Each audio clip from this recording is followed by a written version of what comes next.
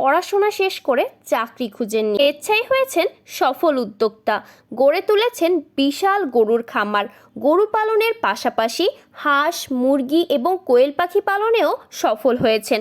বলছিলাম বিসমিল্লাহ অ্যাগ্রো এর শতাধিকারী এবং তরুণ উদ্যোক্তা সাইফের কথা। খামারি না বলে কৃষকও বলা যায়, কারণ সাইফ নিজেই নিজেকে একজন কৃষক হিসেবে পরিচয় দিতে স্বাচ্ছন্দ্য বোধ করেন। তার আরও একটি পরিচয় রয়েছে, তিনি একজন সফল কন্টেন্ট ক্রিয়েটর। পশুপালনের পাশাপাশি খামারের নানা আন্তঃপান্ত নিয়েও ভিডিও বানান তিনি। এরপর সেসব পোস্ট করেন বিসমিল্লাহ অ্যাগ্রো নামের ফেসবুক পেজে।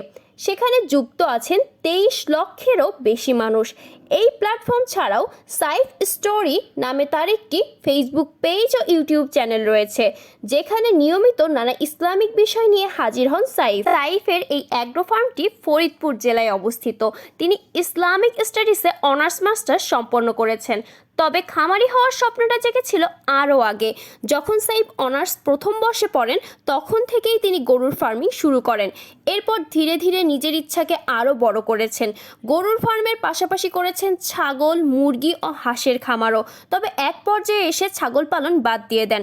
ছোটোখাটো পরিসরে কোয়েল পাখি পালন শুরু করেন। অবশ্য তার মূল মনোযোগ গরু পালনে। পাশাপাশি কয়েকটি টিন শেড করে গরুগুলোর থাকার ব্যবস্থা করেছিলেন। ধীরে ধীরে গরুর সংখ্যা বাড়ায় খামারের চাপ বেড়েছে। ফলে খামারের জায়গা সংকটের কারণে কিছু গরু অন্য খামারের কাছে বর্গা দিয়েছেন। বিক্রি করলে প্রাপ্ত অর্থ খরচ হয়ে যাবে। এই চিন্তা থেকেই ছিল তার এমন সিদ্ধান্ত। মাত্র একটি গাভী দিয়ে শুরু করেছিলেন।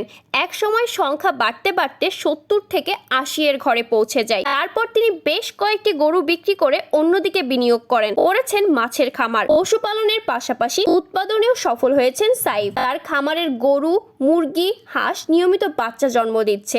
এছাড়াও ডিম ও দুধ বিক্রি করে খরচের বড় একটি অংশ তিনি তুলে নিতে পারেন। সাইফ কখনো তার নিজের পরিকল্পনাকে একক গণ্ডিতে বেঁধে রাখতে চাননি। ভবিষ্যতে তিনি নতুন নতুন উদ্যোগ নিতে চান।